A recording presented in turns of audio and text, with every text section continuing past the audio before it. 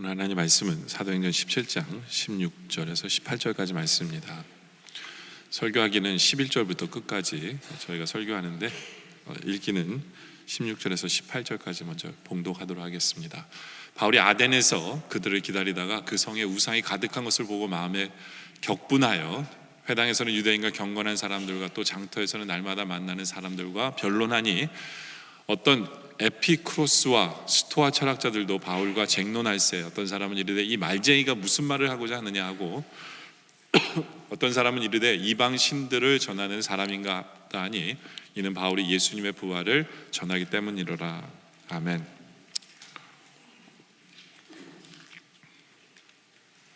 (16) 절에 보면 바울이 아덴에서, 지금으로 말하면 아테네죠, 그렇죠? 아테네. 네? 이 아테네는 그 당시에 가장 지성인의 도시라고 불리는 곳이에요. 모든 똑똑한 사람들은 다 거기서 살았어요. 바로 그곳에서 사도 바울이 이제 복음을 전합니다.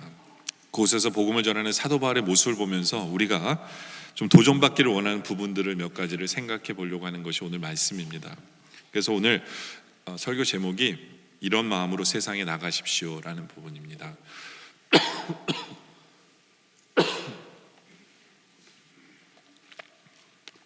첫째로 우리가 생각해야 되는 것은요, 이런 마음이 필요한데 분을 어디에 사용하는지를 우리가 생각해 보길 원합니다. 16절에 보면 사도 바울이 아덴에서 그들을 기다리다 그 성에 우상이 가득한 것을 보고 마음에 격분을 합니다. 격분을 해요. 저는 성경에 이렇게 분을 내는 이런 모습이 나오면 별로 좀 이렇게 마음이 걱정부터 돼요. 저는 제 성격이 화를 내면 다시는 그 사람을 못 보기 때문에 화를 안 내요. 왜냐하면 이 화를 내가 어떻게 해결을 할 수가 없는 사람이라는 걸 제가 알기 때문에 그래서 화를 안 내거든요. 그러니까 이렇게 분을 낸다 그러면 어떡하지? 라는 생각이 먼저 듭니다. 그래서 이렇게 화내는 걸 싫어하다 보니까 집에서 큰 소리 나는 것도 싫어해요. 누가 큰 소리로 저를 부르는 소리를 저는 정말 싫어합니다. 오죽하면 저는 백큐 소리도 너무너무 싫어해요. 그래서 저희 집 청소를 잘 안 하는 이유가 백큐 소리가 싫어서예요. 그 큰 소리가 너무 싫어요. 저는 너무 싫습니다. 네. 그러니까 이제 누가 싸우는 소리는 더 싫겠죠. 큰 소리 나면서. 네? 그러다 보니까 이제 성경에 읽다 보면 이렇게 격분했어? 사도 바울도 화를 냈어? 하면 이제 이렇게 눈에 띄는 거예요. 제 눈에. 네. 근데 이게요, 보통 사람이 그냥 싸우는 것도 문제인데 종교 때문에 이게 싸움이 붙잖아요. 이건 엄청나요. 왜냐면 이게 해결이 안 돼요. 왜냐면 그들 나름대로 자기의 진리로 싸우는 거기 때문에 이건 또 난리가 나는 거거든요. 요즘 세계는 그 종교 때문에 시끄러운 거잖아요. 대부분의 전쟁은 이 종교 때문이에요. 지금 현재 벌어지고 있는 전쟁이요, 모슬렘 사람들 같은 종교에서도 또 서로 다른 것 때문에 싸우는 거거든요. 뭐 기독교도 마찬가지예요. 십자가 전쟁도 그렇고 이 종교 때문에 이 전쟁은 어떤 면에서는 해답이 없어요. 해답이 없어요. 그런데 이 한 가지 분명한 건 뭐냐면요, 이 분노라는 거는 이 분노를 통해서는 사람을 얻지 못해요. 내가 화를 내서 그 사람을 얻을 수 있다? 그렇지 못해요. 이건 한 가지는 확실해야 돼요. 네. 우리가 항상 생각해야 되는 것은 사람을 얻는 거거든요. 사람을. 그래서 우리가 생각해야 되는 게 뭐냐면 내가 이 분을 통해서 사람을 얻을 수 있나를 생각해 봐야 돼요. 이게 우리 크리스찬의 가장 중요한 그 모습이거든요. 내가 우상을 깨뜨리고 그 우상을 믿는 사람들이 한 명도 얻지 못한다면 그건 아무 소용이 없는 거예요. 아무 소용이 없는 거예요. 예. 그건 내 분노로 끝나는 거예요. 내 화풀이밖에 안 돼요. 그건 마치 죄인에게 돌을 던지고서 끝나는 거예요. 그 사람 죽이고 끝나는 거랑 똑같은 거예요. 예.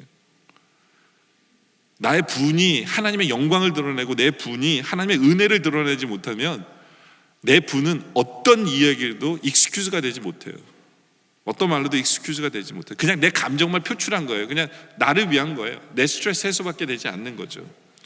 어떤 면에서 구약시대에는 진리를 가지고 어떤 사람을 죽이는 것은 구약시대에는 좋겠는지 몰라요. 다윗이 그 블레셋을 그냥 돌 한 방으로 그냥 하면서 목을 딱 자르는 그런 모습들이 구약에서는 오케이, 그 분노, 그래서 거기까지 되는 것으로도 인정되는지 몰라요. 비나스가 그 가나안 여인들과 행음하는 사람들을 칼로 그냥 창으로 뚫어버리잖아요. 그 사람 죽여버리잖아요. 그렇죠? 그래서 그 결과 하나님의 진노가 거두셨어요. 구약 시대에는 오케이, 이 진리가 바로 서기 위해서, 죄를 없애기 위해서 하나님께서 그것을 인정한 부분들이 분명히 있습니다. 그러나 신약에 와서는 우리가 똑같이 생각해서는 안 돼요. 신약에서는. 왜냐하면 우리 예수님이 진노 앞에서 어떻게 행하셨는가를 우리에게 보여주시기 때문에. 올해표가 주님을 바라보잖아요. 우리 주님은 진노 속에서 어떻게 행하셨는지 우리 알아야 돼요. 사람들이 예수님을 시험에 빠뜨리려고 하필이면 안식일날 주님을 식사 초대형으로 옆에 병자를 둬요. 왜요? 안식일에 병자를 고치나 안 고치나 해서 고치기만 해봐라. 예, 이런 거예요. 예수님을 잡아 가두려고. 예수님 다 알고 계시니까 얼마나 화가 날까요? 그 인간들의 생각이.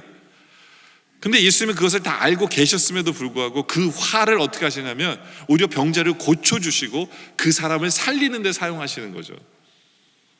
그렇죠?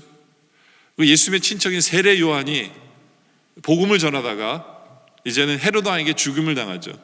죽임을 당했다는 소식을 들을 때 얼마나 그 왕에게 화가 날까요? 사람들 꼴 보기도 싫을 수도 있어요. 그런데 그 소식을 듣고는 우리 예수님은 거기 모인 사람들에게 화를 내고 하는 게 아니라 그 사람들을 오히려 고쳐주시고 하나님 나라에 대해서 가르치세요. 그러니까 우리 예수님은 그 분노의 에너지를 가지고 뭐 하시냐면 사람을 살리는데 사용하셨어요. 이것을 우리가 배워야 돼요. 여러분들, 이 분노라는 것 자체가 나쁜 게 아니에요. 분노라는 자체가 나쁜 게 아니에요. 왜냐하면 이 분노라는 건요, 어떤 면에서 우리에게 더 확신을 주는 부분이 있어요. 그런 확신들이 뭐냐면, 예수를 믿는다는 것 자체가 세상이 환영하지 않는 거구나, 이런 걸 깨달아 알게 해요. 이 세상 사람들은 바른 말 듣기를 좋아하지 않는구나, 이런 것을 깨달아 알게 해요. 그러면서 그 분노는 내가 이 신앙생활을 소극적으로 해서는 안 되는구나를 오히려 깨닫게 해요. 그래서 그 분노하면 이 에너지를 가지고 세상에 우리는 나갈 수 있게 되는 그 에너지의 소스가 될 수도 있어요. 그래서 영국의 스펄전 목사님 그런 얘기예요. 내가 화가 나면 설교를 더 잘한대요. 어떤 부분에서는 그 이해가 돼요. 네? 여러분, 분노 자체는 죄가 아니에요. 그래서 에베소 4장 26절에 분을 내도 죄는 짓지 말면 돼요. 그러니까 분은 죄가 아닌 거예요. 이 분이 어떻게 하느냐에 따라서 죄가 되고 말고가 되는 거예요. 근데 이 분을 가지고 사람을 살리는 데 쓰면 그게 하나님이 원하시는 거예요. 사도 바울이 그런 분을 갖고 있었어요. 사도 바울은 16절에 다시 한 번 더 보면 그 성에 우상이 가득한 것을 보고 마음에 격분을 합니다. 사도 바울은 이 세상에 우상이 가득한 것을 보면서 화가 나는 것은 사도 바울의 영적으로 깨어있는 사람이라는 거예요. 오히려 살아있는 사람이라는 거예요. 그런 걸 보면서 오히려 화를 안 내는 게 더 이상한 거라는 거죠. 그렇죠? 우리는 오히려 분을 내야 될 때 못 내는 부분이 있지 않나도 생각해 봐야 돼요. 네. 많은 분들은요, 그냥 분노를 느끼는 것 자체로만 죄의식으로 생각하는 분들이 있는 것 같아요. 그렇지 않아요. 잘못된 것을 보면서 분노할 수 있어요. 중요한 것은 그 분노를 가지고 그 다음에 무엇을 하느냐예요. 분노를 가지고 사도 바울은 이 분노를 가지고 뭐 했냐면 똑똑하다는 그 사람들을 만나서 그들과 변론을 합니다. 그들과 변론을 해요. 왜냐하면 그들을 살리고 싶어서. 보통 사람들은 그런 분노가 있으면 종교 전쟁을 일으키거든요. 네?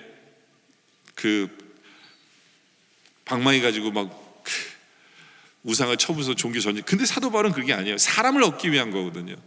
사람을 얻기 위한 거예요. 그래서 사도 바울은 변론을 그들과 합니다. 여러분들, 이 변론이라는 건 굉장히 중요한 부분이에요. 특별히 이 변론가들이 우리의 역사 속에 보면 대단한 변론가들이 많아요. 사도 바울이 대표적인 사람이지만 그 외에도 성 어거스틴, 토마스 아퀴나스, 이런 사람들이 그들의 변론을 통해서 신학이 바로 서는 거거든요. 필요해요. 존 칼빈, C.S. 루이스, 파스칼, 이런 사람들의 변론을 통해서 예수 믿는 사람들이 돌아오기도 하고요. 근데 무엇보다도 이들의 변론을 통해서 신학이 바로 서요. 이들의 변론을 통해서 종교 개혁이 일어나는 거거든요. 그러니까 이 변론이라는 건 굉장히 중요한 부분이에요. 근데 제가 여러분들에게 포커스해서 말씀드리고 싶은 건 뭐냐면, 이사야서 1장 18절에도 보면 하나님도 그렇게 말씀하세요. 여호와께서 오라 우리가 서로 변론하자라는 얘기를 하세요. 그러니까 변론이 불필요한 거 아니에요. 중요한 거예요.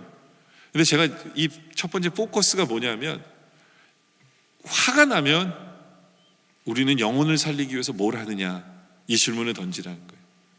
여러분의 화가 나면 나는 그 화를 가지고 영혼을 살리는데 쓰임을 받고 있느냐, 이 포커스가 제일 중요한 거죠. 그렇죠? 이 부분에 대해서 우리가 생각해 봐야 된다라는 거예요. 그런데 두 번째 포인트가 뭐냐면요, 변론은 불신자를 잘 얻지는 못해요. 이 변론은, 아까도 말씀드린 대로 이 변론은요, 이미 성경을 믿는 사람들에게 변론을 하잖아요. 그러면 신학이 정립되고, 오히려 믿음이 더 굳건해지고 이런 요소를 보는데, 이 변론 자체는 믿는 사람, 믿지 않는 사람의 전도에 있어서는 그렇게, 제가 말씀드리고 싶은 건, 여러분들 믿지 않는 사람과 이렇게 말싸움 한다고 이게 얻어지는 게 아니에요. 얻어지는 게 아니에요. 그러니까 사도 바울만, 우리만 그렇게 생각이 아니라 사도 바울도 그걸 깨달았어요. 사도 바울도 나중에. 보세요. 사도 바울은 이 모든 지성인들이 모이는 철학의 중심지인 아덴이라는 곳에서 변론을 합니다. 그렇죠. 17절에 보니까 회당에서는 유대인과 경건한 사람과 또 장터에서 날마다 만나는 사람과 변론을 합니다. 변론을 한다는 얘기는 뭐냐면 똑똑한 사람들과 만났던 얘기예요. 자기가 지혜롭다는 사람들과. 그래서 사도 바울은 뭘 하냐면 자기의 지식으로, 자기의 지혜로 그들을 깨뜨려 버릴 수 있다는 확신을 했어요. 그래서 열심히 이제 변론을 한 거예요. 그래서 어떤 에피쿠로스와 스토아, 그 당시에는 두 개의 제일 잘난 그룹이 있었는데 그게 이 그룹이에요. 에피쿠로스와 스토아, 이 두 그룹이 제일 잘났는데 그들과도 바울이 쟁론을 합니다. 그러니까 약간 이렇게 디베이트를 하는데 이렇게 큰 소리가 오갈 정도로 누가 옳은지를 얘기를 해요. 그러니까 말을 사도 바울이 정말 잘했던 것 같아요. 그러니까 이 말쟁이가 무슨 말을 하고자 하느냐는 소리를 듣죠. 말을 정말 잘한 거예요. 정말 잘한 거예요. 근데 문제는 뭐냐, 그 얘기를 듣고는요, 사람들이 20절에 이렇게 얘기합니다. 내가 어떤 이상한 것을 우리 귀에 들려주나 그 무슨 뜻인지 알고자 하노라. 그러니까 어떤 사람들은 궁금해해요. 이게 뭐 영적으로 마음이 열린 게 아니라 지식적으로 알고 싶어 하는 거예요. 무슨 말이냐? 들어보고 싶어. 근데 32절에 보면 또 어떤 사람들은요, 그들이 죽은 자의 부활을 듣고 어떤 사람은 조롱을 합니다. 야, 어떻게 죽은 자가 일어 살아나냐고 조롱하는 사람이 있고요. 또 한 사람은 이 일에 대해서, 그러니까 내 말을 다시 듣겠다라고 유보합니다. 야, 나중에 우리 한번 더 얘기하자. 예. 근데 문제는 뭐냐면 사도 바울이 그들 가운데서 떠납니다. 사도 바울이 그들 가운데서 떠나요. 물론 34절에 보니까 몇 사람이 그를 가까이하여 믿어요. 그러니까 예수를 믿는 사람이 없던 건 아니에요. 사울의 이 변론을 통해서 믿는 사람이 있었어요. 그 중에는 아레오바고 관리 디오누시오와 다말이라 하는 여자와 또 다른 사람들도 있었어요. 그러니까 사도 바울의 이 변론이 완전히 제로는 아니었어요. 예수를 믿게 만들었어요. 근데 사도 바울이 33절에 그들의 가운데 떠납니다. 보세요. 너 좀 이따 얘기하자 하면 보통 사도 바울 같으면 얘기했을 거 아니에요. 근데 사도 바울이 떠나요. 왜 그랬을까? 왜 그랬을까? 이게 중요한 거거든요. 그 다음 장에 사도행전 18장에 가면 사도 바울이 어디로 갔는지가 나오는데, 그 후에 바울이 아덴을 떠나 고린도에 이릅니다. 처음에 어떤 면에서 사도 바울이, 보통 사도 바울은 어떤 도시에서 어떤 도시로 떠날 때는 항상 거기에 핍박이 있기 때문에 떠났어요. 근데 유일하게 핍박이 없는데도 떠난 곳이 아덴이에요. 왜냐하면 이 지역에서는 내가 복음을 전파할 때 사도 바울이 후회를 하는 거예요. 내가 이게 잘못했구나 하면서 고린도 교회가, 공연히 고린도 교회 가가지고 오히려 더 이 얘기를 해요. 아덴에서의 경험을 고린도 교회 가서 얘기해요. 뭐라냐면 고린도전서 1장에 보면 18절에 보면, 십자가의 도는 멸망하는 자들에게는 미련한 것이요 구원을 받는 우리에게는 하나님의 능력이라. 사도 바울이 이제 십자가에 대한 얘기를 했겠죠. 근데 거기 아덴에 있던 사람들이, 아니 왜 하나님이 십자가를 지면서 사람을 구원해? 그냥 구원하면 되지. 그거 이상한 거 아니야? 미련한 것처럼 사람들이 얘기를 했으니까 사도 바울이, 이게 먹히는 게 아니구나. 이게 이 지성인들은 그런 거 따지고 있구나 라고 사도 바울이 이제 깨달아 아는 거예요. 근데 이게 십자가는 정말 필요한 거잖아요. 그러면서 19절에 기록된 바 내가 지혜 있는 자들의 지혜를 멸하고 총명한 자의 총명을 폐하려 하였으니, 그 똑똑한 사람들한테 질린 거거든요, 사도 바울이. 그래서 이런 얘기를 하는 거예요. 그러면서 20절에 지혜 있는 자가 어디 있느냐, 선비가 어디 있냐, 이 세대의 변론가가 어디 있냐. 그렇잖아요.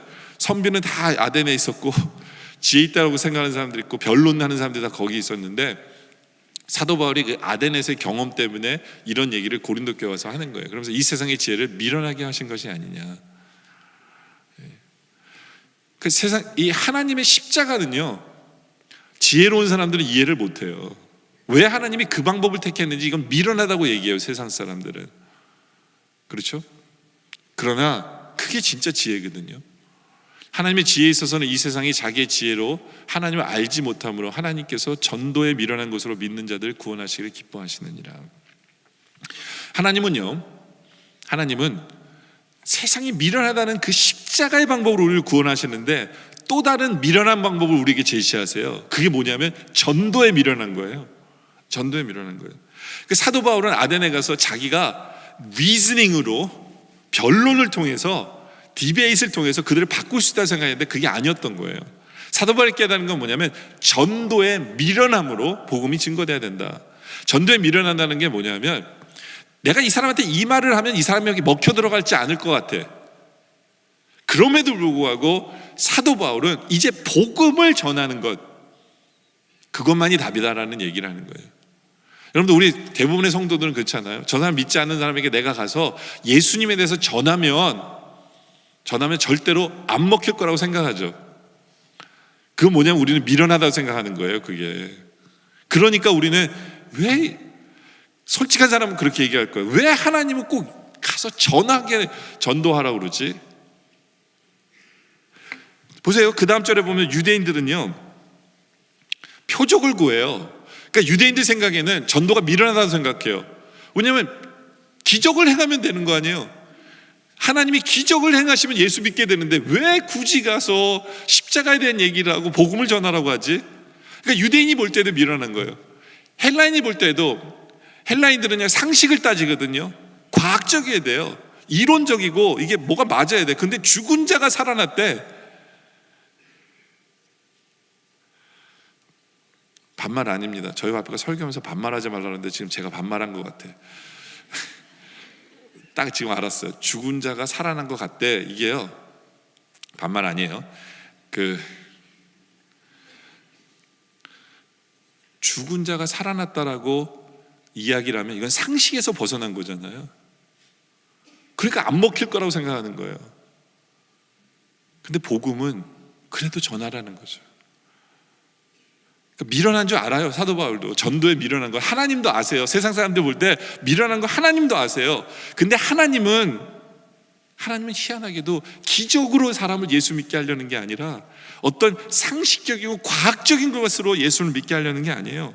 우리 하나님이 원하시는 건 뭐냐면 전도, 복음을, 도를 전하는 것, 복음을 전하는 것, 그것으로 하나님은 영혼을 구원하기를 원하시는 것이 하나님의 방법이다라고 사도 바울이 얘기하는 거예요. 왜냐하면 아덴에서 경험한 거예요, 사도 바울이. 그러면서 고린도 교회 와서는 자기가 깨달은 것을 설명하는 거죠. 그렇죠? 그러면서 우리는 십자가에 못 박힌 예수 그리스도를 전합니다. 근데 유대인들은 꺼리는 거예요. 왜 저 사람은 십자가 얘기하지? 그건 최고의 죄인들만 지는 건데, 근데 그 사람은 구원자 말이 안 되지 않아? 꺼리는 건데 십자가를 전하는 거고, 이방인에게는 미련한 거예요. 왜 하나님이 죽어? 그렇게 힘이 있으신 분은 죽으면 안 되지. 미련한 거예요. 근데 오직 부르심을 받는 우리는요, 유대인이나 헬라인이나 그리스도는 하나님의 능력이, 하나님의 지혜인 걸 우리는 알아요. 우리는 알잖아요, 그죠? 그 십자가가 얼마나 큰 능력인지 우리는 알잖아요. 우리는 알죠. 그게 미련한 건 아닌 걸 알잖아요. 우리가 이거 알아야 돼요, 복음 증거하는 사람으로서. 하나님의 능력이에요, 그거는. 하나님의 능력이에요. 근데 이게 하나님의 더 큰 능력이라고 보는 게 뭐냐면, 세상이 미련하다고 생각하는 그것을 가지고 능력으로 나타냈으니까 우리 하나님은 얼마나 더 크신 분이냐는 거죠. 그렇죠? 그러면서 그 다음에 보면 하나님의 어리석음이 사람보다 지혜로워요. 우리 생각에는 이게 옳다고 생각하죠. 우리가 어리석은 거예요. 하나님 방법이 더 맞아요. 하나님의 약함이 사람보다 강해요.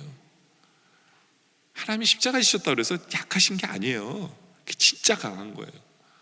형제들아 너희의 부르심을 보라. 이제 우리를 한번 생각해 보세요. 육체를 따라 지혜로운 자가 많지 않아요. 그러니까 여러분들 우리 별로 안 똑똑해요. 그거 인정해야 돼요. 우리 별로 똑똑하지 않아요.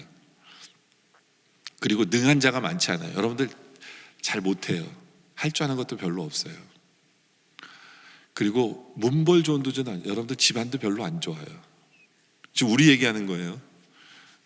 물론 여러분들이 이 중에서 난 그래도 이건 좋은데요. 그럼 여러분들 알아서 하세요. 근데 하나님 보시기에는 별로예요, 여러분들.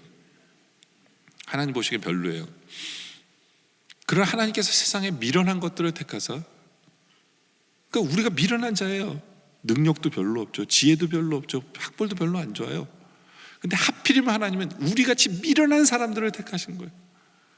우리같이 미련한 사람들. 이해가 되세요? 뭐 하라 그래도 안 하고,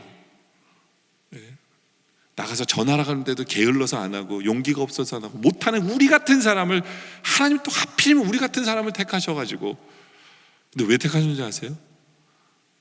지혜 있는 자들을 부끄럽게 하려고요. 지혜 있는 자들을 부끄럽게. 세상에 약한 것들을 택하셔서 강한 것들을 부끄럽게 하시려고 하나님께서는 굳이 우리를 쓰시겠대. 하나님께서 굳이 우리 보러 나가라는 거예요. 너가 하라는 거예요, 우리 보러. 이거 우리 하나님 우리가 하시는 거예요. 하나님 저는 이래서 못해요, 저래서 못해요. 그러니까 바로 네가 할 일이야. 그러니까 바로 네가 적임자야. 이렇게 주님이 말씀해 주시는 거예요, 하나님이. 그렇죠? 왜 그러세요? 네. 왜냐하면 하나님께서 세상에 천한 것들과 멸시받는 것들과 있는 것들을 택하사, 없는 것들을 택하사 있는 것들을 패하려고 하시고요. 그 무엇보다도 이는 아무 육체도 하나님 앞에 자랑하지 못하게, 하나님 제가 잘나서 이랬어요 못하게 하시려고 우리 같은 사람을 택하셔서 나가서 전하라고 얘기하시는 거예요. 네. 그러니까 바로 하나님의 방법은 우리가 이해 못해요. 근데 우리는 그 방법대로 살아야 돼요. 그 방법대로. 그럼 우리는 어떻게 전도해야 되느냐? 고린도서 2장 1절에 보면, 형제들아 내가 너에게 나아가 하나님의 증거를 전할 때 말과 지혜의 아름다운 것으로 아니하였나니. 솔직히 사도 바울은요, 아덴에서는 아름다운 말로 했어요. 지혜로운 말로 그들을 바꾸려고 노력했어요. 근데 고린도 교회 와서는 그게 아니라는 걸 알았어요. 내가 굉장히 똑똑한 척하고 이런 세상 사람들이 보기에 아름다운 이런 말로 이게 필요가 없는 걸 알았어요. 그 지혜롭지 않아도 된다는 거예요. 똑똑하지 않아도 된다는 거예요. 많이 안 배워도 된다는 거예요. 그러면서 내가 너희 중에서 예수 그리스도와 그의 십자가에 못 박히신 거 외에는 아무것도 알지 아니하리로 작정하였어요. 아덴에 갔다 온 다음부터 사도 바울은요, 십자가만 전해. 십자가 맞아요. 이제 우리도 십자가를 전할 때가 되지 않았나 라는 생각을 한번 해봐야 돼요. 내가 어떤 사람을 전도하기 위해서 여러분들 기도하고 그를 섬기고 삶의 보몸이 되고 한 그런 부분이 있으세요? 그러면 이제 내가 정말 복음을 그 사람에게 전할 때가 되지 않았나 한번 생각해 보세요. 주님이 이때라고 얘기하시는 거예요. 그러면서 내가 너희 가운데 거할 때 약하고 두려워 심히 떨었노라. 이게 무슨 얘기냐면, 사도 바울이 그래 아덴에서 경험이 있으니까 내가 이제는 뭐 상식이나 이런 게 아니라 복음만 전해야지 하면서도 한쪽으로는 걱정은 됐어요. 왜냐면 이게 세상 사람들이 말했던 미련한 거잖아요. 사도 바울도 상식적인 사람인데 걱정이 안 되겠어요? 걱정이 안 된 게 아니에요. 사도 바울도 우리랑 똑같은 사람이었어요. 걱정이 됐지만, 그러나 사도 바울은 그래 이제는 내가 복음을 전하자. 그러면서 4절에 뭐라고 얘기했어요? 내 말과 내 전도함이 설득력 있는 지혜로 말로 이제는 안 한 거예요. 우리 설득하고 변론하고 안 하네. 다만 성령의 나타나신 것과 능력으로 하여. 이게 무슨 얘기냐면 성령님을 믿고 하는 거예요. 주님이 원하시니까 주님 십자가를 전합니다. 세상 사람들은 미련하다고 말할지 몰라도 제가 전합니다. 이제 그때 성령의 나타나심, 성령의 능력이 나타나는 거예요. 성령의 능력. 그래서 너희 믿음이 사람의 지혜에 있지 않냐고 다만 하나님의 능력에 있게 하려 합니다. 하나님이 능력을 주셔서 성령님이 역사하셔서 그 사람을 믿게 하시는 그 역사. 그래서 이게 하나님이 하시는 고난을 알게 하는 거죠. 여러분들, 이런 역사가 일어나기 위해서는 어떻게 해야 돼요? 나가서 전해야 돼요. 나가서 전해야 돼요. 복음을 얘기해야 돼요. 그 누가 말싸움하는 게 아니에요. 누가 똑똑한지를 더 자랑하는 이런 게 아니에요. 우리는 주님의 십자가, 주님의 부활, 그 주님이 나를 구원해 주신 그 은혜, 우리는 그것을 얘기하는, 나가서 전하라. 바로 그때가 된 거예요. 나가서 전하시기 바랍니다. 나가서 전하시기 바라요. 근데 우리가 그럴 때 한 가지 기억해야 되는 게, 세 번째로, 우리가 얼마나 중요한 존재인지를 우리가 알아야 돼요. 우리가 얼마나 중요한지 몰라요. 우리 크리스찬들을 보면요, 이렇게 굉장히 중요한 요소 중에 하나를, 점잖은 거를 굉장히 요소 중에 하나로 꼽는 성도들이 많아요. 근데 이게 점잖은 건지 게으른 건지 헷갈리는 분들이 있는 것 같아요. 좀 점잖은 해야 돼요. 점잖은 해야 되는데, 우리는 그 점잖은 게으름이랑 착각하는 것 같아요. 이스라엘의 역사도 보면요, 아합 왕이라는 사람이 이방 여인과 결혼했어요. 이사벨이라는 여인과 결혼했는데, 이 여인이 하필이면 바알과 아세라 신상을 갖고 와요. 그리고 사람들에게 그걸 만들어서 퍼뜨리기 시작합니다.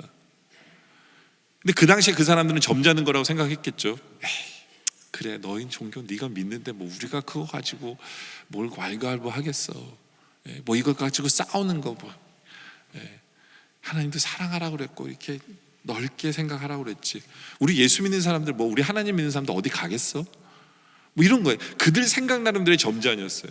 그들 할 일을 안 한 거예요.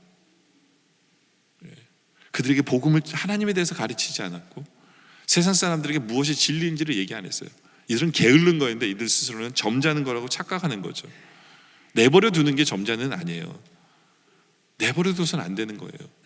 내버려 둬서는. 여러분들 옛날에 중세시대 때도 마찬가지죠. 대부분의 사람들은 이렇게 생각했어요. 이렇게 많은 사람들이 믿는데 잘못될 게 있어? 이렇게 많은 사람들이 진리라고 믿는데 그들, 저렇게 많은 신부님들이 옳다고 얘기하는데 잘못되지 않겠지, 그렇게 생각한 거예요. 그리고 게으른 거예요. 근데 마르틴 루터 이 한 사람이 말씀을 가지고 아니라는 거죠. 말씀에 그렇게 안 써 있다는 거예요. 그리고 들고 일어나기 시작합니다. 사람들은 그랬을까? 저 사람 왜 저래? 저 사람 굳이 저래야만 할까? 근데 저래야만 했어요. 그 한 사람이 종교개혁을 일으킨 거예요. 그 한 사람이 말씀을 붙들고 세상을 변화시키기 시작하는 거죠. 그 한 사람, 점잖은 채 하지 않는 해야 될 일을 하는 그 한 사람이 필요한 거예요. 바로 그 한 사람 하나님 찾으세요.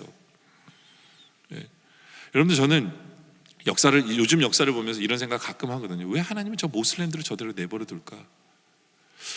우리 살아계신 하나님인데 요즘 보면 모슬렘들이 더 많아요. 숫자가 더 빨리 자라요. 그거 아세요? 성장 속도로 보면 모슬렘이 훨씬 빨라요. 몇 배 빨라요. 몇십 배 빨라요. 왜냐하면 우리 예수 믿는 사람은 애를 안 낳아. 전도도 안 하고 애도 안 낳아요. 근데 모슬렘들은 애를 낳아서라도 전도를 해요. 그러니까 인구의 이 팽창률이 크리스찬 전도 숫자보다 훨씬 크잖아요. 그 좀 심하게 생각하면 이렇게 생각해요. 우리 하나님은 왜 모슬렘도 키우고 크리스찬도 키우시지? 왜 이렇게 양쪽을 다 이렇게 하나님께서 양다리를 다 이렇게 거치시는 걸까? 하나님 왜 그러세요? 이런 질문을 해본 적이 있었어요. 근데 하나님께서 그런 얘기 하시는 것 같아요. 하나님 뭐라고 말씀하시냐면, 야, 너가 할 일들을 안 해서 그런 거지 내가 키우는 게 아니야. 하나님 이렇게 말씀하시는 것 같아요. 하나님 우리에게 나가라고 얘기하는데 우리는 아무도 안 나가요. 나가서 전하라는데 아무도 그런 생각이 없어요.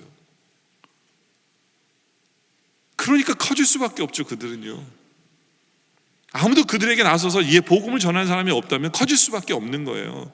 그거는 하나님이 키우시는 게 아니에요. 우리의 게으름을 점잖은 거라고 착각하지 마세요. 우리의 할 일을 안 하는 것을 점잖은 거라고 하면 안 된다는 거예요. 그렇지 않아요?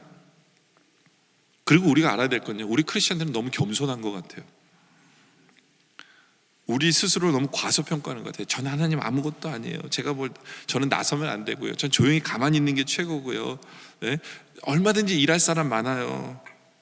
근데 한번 생각해 보세요. 모세가 그렇게 하나님 저는요 딴 사람 저는 못해요. 그리고 결국은 안 했으면요 그건 뭔지 아세요? 그건 불충이고 그건 죄예요. 그 한 사람이 얼마나 중요한데요. 엘리야가 저 안 합니다 했으면 그 한 사람이 나섬으로 말미암아 세계가 바뀌는 거예요. 우리 한 사람이 얼마나 중요한지 우리는 알아야 돼요. 우리가 우연히 예수 믿은 거 아니에요. 하나님이 목적이 있으셔서 우리를 예수 믿게 하신 거예요. 물론 자녀 삼아주시기 위한 것도 있지만 이제 우리를 통해서 다른 사람이 예수를 믿게 하고 다른 사람이 복을 받게 하기 위해서 복의 근원의 삶을 살라고 우리를 택하신 거예요. 그게 우리예요. 그래서 우리에게 성령을 주신 거예요. 성령님이 우리 안에서 우리를 구원케 하시는 그걸로만 끝난 게 아니라 그 성령의 전능하신 힘으로 이제는 세상에 나가서 우리로 능력 있는 성도로 살라고 성령님이 우리 안에 계시는 이유가 그거예요. 괜히 할 일 없어요. 성령님이 우리 안에 거하실까요? 그렇잖아요. 그 전능하신 성령님을 소유한 사람들이 우리예요. 우리가 얼마나 능력 있는 사람인지 몰라요. 우리 한 사람이 얼마나 중요한지 몰라요. 근데 우리는 해야 될 일을 안 해요. 저는 우리 한국말 중에 이게 이 표현이 잘못됐다고 생각하는 게 뭐냐면 여러분들 영어로 리더라는 말 있잖아요. 리더. 그게 한국말로는 뭐예요? 지도자잖아요. 지도자가 리더죠. 근데 저는 지도자란 말이 싫어요. 그리고 리더는 지도자라고 해석되면 안 돼요. 우리 한국 분들은 리더를 자꾸 지도자라고 얘기하니까 자꾸 뭐만 하려고 해요? 지도만 하려고 그래. 그러니까 자기는 안 하면서 자꾸 잔소리하는 게 리더라고 생각하는 거예요. 그게 지도자잖아요. 자꾸 그 잔소리하고 가르치려고만 해. 근데 진짜로 자기는 하느냐? 안 하잖아요. 여러분들 리더라는 게 뭐예요? 리더는요 자기가 앞서서 그 일을 행하는 사람이에요. 그래서 그걸 바라보면서 쫓아가는 게 리더예요. 그러니까 그 사람이 행하고 있어야 돼. 근데 우리나라 분들은 지도자라고 부르니까 안 행해도 자기가 리더가 될 수 있다고 착각하는 것 같아요. 한번 생각해 볼 필요가 있지 않을까요? 이건 남 얘기하는 게 아니라 제 얘기하는 거예요. 제 스스로가 그런 생각을 해봐요. 내가 전도해야 된다라고 여러분들에게 말씀을 하고 있지만 나는 리더일까? 지도자일까? 지도자인 것 같아요. 이렇게 살아서는 안 되는 게 아닌가. 하나님 앞에 늘 익스큐즈네요. 하나님 그래도 저는요 예수 믿는 사람을 트레이닝을 하는 일을 제가 하고 있어요. 이걸로는 안 되겠습니까? 라는 익스큐즈를 하면서 고민하고 살고 있어요. 그건 제 일입니다. 근데 아직 리더는 안 된 것 같아요. 리더는 아니에요. 여러분들 우리는 주님이 우리에게 하라고 하신 그 명령 앞에서 리더가 되고 있습니까? 우리 나가서 전하고 있습니까? 전하고 있을까요? 근데 왜 우리는 그렇게 못할까요? 해야 될 일을 안 하고 있을까요? 사도 바울이요 아데네 갔는데 참 재밌는 걸 발견했어요. 뭐냐면 우상들이 쫙 있는데 저 구석에 이름 없는 신이 하나가 있어요. 저 구석에. 사도 바울이 그걸 가지고 복음을 증거하기 위해서 야 저기 이름 없는 신이 바로 너희가 몰랐던 하나님이야 라는 거를 이제 설명을 하거든요. 사도 바울 생각이 대단한 기가 막힌 변증학적인 얘기였다고 생각할지 모르지만 하여튼 잘 안 먹혔어요. 안 먹히니까 했지만 근데 사도 바울이 그렇게 표현을 한 것을 보면서 그런 생각이 들어요. 아, 우리의 모습이구나. 그 이방인들은 자기들이 좋아하는 신들은 다 앞에 놔두고요. 근데 왜 알 수 없는 이름 없는 신을 만드는 줄 아세요? 혹시 자기네들이 빼먹은 신이 있을까 봐. 그 신이 노하면 안 될까 봐 이름은 올려놓은 거예요. 그 알 수 없는 신. 우린 챙겼어요 이런 거예요. 그들이 갖고 있는 신에 대한 개념이거든요. 근데 우리는 그들과 다를 바가 없어요. 그게 무슨 얘기냐? 우리들은 하나님을 믿는다고 하지만요 우리는 하나님을 어느 자리에 놨느냐 보면 맨 뒤에다 놨을 가능성이 커요. 그 아덴 사람들은 그 우상을 맨 앞에 놔뒀지만 우리에게 있어서 우상은 누구냐면 바로 나예요. 우리는 하나님을 믿는다고 하지만 우리는 나라는 우상을, 이게 어찌할 수 없는 우상을 갖고 있는 것을 보게 돼요. 교회 안에서도 마찬가지예요. 교회 안에서도 우리는 내 상처가 너무너무 중요해요. 교회 안에서도 내 염려, 내 걱정, 나의 불행, 나의 불만, 나의 문제, 나의 아픔, 내 욕망, 이게 내 앞자리 맨 앞에서 기다리고 있어요.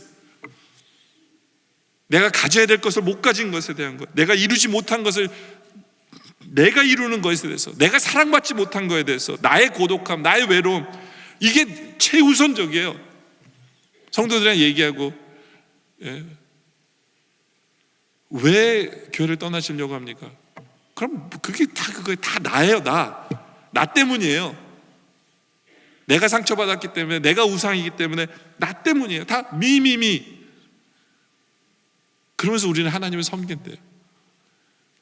하나님은 저 골방에 밀어놔 놓고, 근데 하나님 내가 언제 그랬냐고 그래요. 우리는 항상 그러고 있어요. 하나님의 뜻은 저 멀리 해놓고 항상 내 중심이에요. 그러니까 내가 좀 힘들면 안 해도 되는 거예요. 그러니까 복음을 전할 리가 없죠. 왜냐하면 복음을 전하는 것은 힘든 일이거든요. 근데 내가 우상이기 때문에, 내가 맨 앞에 있기 때문에 우리는 안 하는 거예요. 해야 될 일을. 우리가 회개해야 될 것은 아닌지. 하나님은 내 안에 성령님을 주셔서 나로 능력 있는 성도로 만들어 주셨는데 썩히고 있는 거예요. 안 나가는 거예요. 전하지 않는 거예요. 우리가 회개해야 되지 않을까 생각해 보시기 바랍니다. 이제 말씀의 결론을 드리죠. 16절에 보니까 다시 한 번 더 얘기하는 것은, 사도 바울은 마음에 격분했어요. 여러분들, 우리는 예수 안 믿는 세상이 화가 나지 않으세요? 진리에서 벗어나서 반대로 가고 있는 이 세상이 화가 나지 않으세요? 그 화가 난다면 이제는 그것을 가지고 우리는 사람을 살리는 데 사용하시기 바랍니다. 복음을 증거하는 데 사용하는 우리들이기를 원해요. 사도 바울은 그들에게 복음을 전하면서 17장 24절에 우리 하나님에 대해서 그런 얘기를 해요. 왜냐하면 이방신을 섬기는 사람들은 하나님을 잘 몰라요. 그래서 하나님이 누구신가를 설명하는데 두 가지 포인트로 설명을 하거든요. 24절에 보니까 우주와 그 가운데 있는 만물을 지으신 하나님께서 천지에 주시시니 손으로 지은 전에 계시지 아니하신다. 그 당시에 모든 이방신을 섬기는 사람들은 그들의 신이 어디 있었냐 생각하냐면 신전에 있다고 생각했어요. 그래서 그들은 신전에 가면 잘해. 신이 거기에 있으니까 나와서는 개판이에요. 사도 바울이 우리 하나님은 그런 분이 아니라는 거예요. 왜냐하면 우리 하나님은 이 말씀대로 세상을 창조하시고 그 온 세상에 거하시는 분이 우리라는 거예요. 이건 사도 바울의 그 신학이 그 안에 담겨 있는데, 그게 무슨 얘기냐면 우리 하나님은 여기도 계시고 성전에도 계시고 다 계시기 때문에 우리는 다 예배하는 곳이라는 거예요. 사도 바울의 삶 자체가 예배자의 삶이라는 거예요. 세상에서 사는 것 자체가 예배라는 거예요. 우리는 하나님을 모시고 산다는 거예요. 예레미야서 7장에도 보면 이게 나와요. 너희는 이것이 하나님의 성전이라 하면 성전이라는 거짓말을 믿지 말래. 아니, 저거 우리 하나님 성전 맞잖아. 예루살렘 저거 성전 맞잖아. 예레미야가 아니래요. 저거 성전 아니래요. 왜냐? 너희가 만일 길과 행위를 참으로 바르게 하여 이웃을 사이에 정의를 행하고요, 이방인과 고아 과부를 압제하지 아니하고 무지한 자의 피를 이곳에 흘리지 아니하며 다른 신들 따라 화를 자초하지 아니하면 내가 너희를 이곳에 살게 하리니 곧 너희 조상들에게 영원히 묵은 죽다. 이곳이 성전이라는 거예요. 저 건물이 아니라 너희가 행하는 이곳, 가난한 사람을 도와주고 정의를 행하고 하나님을 사랑하고 우리의 삶 속에서 행하는 이곳이 성전이라는 거예요. 여러분들, 우리가 하나님의 복음을 전하는 삶은요, 사도 바울처럼 이 고백을 할 수 있어야 돼요. 우리 하나님이 지금 우리와 함께 하시기 때문에 우리의 삶으로 예배자의 삶을 살고 우리의 삶으로 본이 돼야 돼요. 삶으로. 이것이 가장 먼저예요, 우선적으로. 그리고 사도 바울은 또 17장 25절에 보면 하나님에 대해서 이런 얘기를 해요. 또 너희가 무엇이 부족한 것처럼 사람의 손으로 섬김을 받으시는 것이 아니니 이는 만민에게 생명과 호흡과 만물을 친히 주시는 임이라. 이방신들은 뭔가를 받기를 원해요. 기브 앤 테이커예요. 너희가 잘 주면 내가 너에게 복을 줄게. 이게 이방인들이 생각하는 신에 대한 개념이에요. 근데 사도 바울은 뭐라고 얘기하냐면 우리 하나님은 그런 분이 아니라니까. 우리 하나님은 어떤 분이냐면 받기를 원하시는 게 아니라 주기를 원하시는 분이 우리 하나님이다 라는 표현이에요. 이거 우리 하나님이에요. 물론 여러분들이 하나님께 드리는 거 하나님 좋아하세요. 그렇지만요, 여러분들 우리 하나님이 누구신가를 알아야 돼요. 이방인들은 자기 신에게 뇌물을 바치는 거예요. 내가 잘 드리니까 잘해주세요, 이게 뇌물이에요. 근데 여러분들이 바치는 게 하나님께 뇌물이나 될까요? 여러분 생각해 보셨어요? 여러분들 어떤 사람에게 뇌물을 바칠 때 그 사람한테 껌 한 통 준다면 뇌물일까요, 아닐까요? 괜히 그거 줬다가 여러분들 된통 당해요. 오히려 이 인간이 날 뭘로 알고. 그렇지 않아요? 껌 한 통을 뇌물로 주는 사람은 없어요. 제가 무슨 얘기하냐면, 여러분들 생각이 그렇게 크다고 생각하는 걸 하나님께 드렸는데 하나님한테는 그게 껌 한 통도 안 돼요.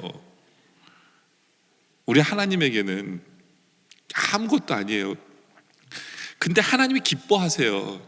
그건 뇌물로 여기시는 게 아니에요. 왜 하나님 기뻐하세요? 이거랑 똑같아요. 여러분들 이 몇 살 안 먹은 애가, 국민학교 1학년 애가 자기 용돈을 아껴가지고 엄마한테 카네이션을 선물하면 감격이 되죠.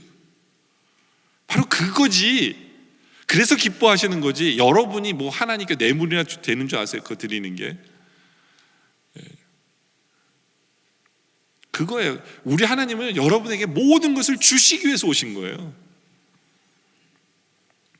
독생자 예수 그리스도를 우리 위해서 주시기 위한 거예요. 우리에게 하나님의 자녀가 되는 축복을 주시기, 영원히 하나님과 함께 살 수 있는 그 복을 주시기 위해서 우리에게 오신 거예요. 여러분들, 우리는요, 그 하나님의 마음을 우리가 소유해야 돼요. 그 예수님의 그 마음을, 이제는 우리가 그 은혜를 입었기 때문에 이제는 나로 말미암아 다른 사람이 복을 받도록 이제는 내가 무엇을 주어야 되지, 이 하나님의 마음을 소유하는 성도들, 이것이 주님이 원하시는 거예요.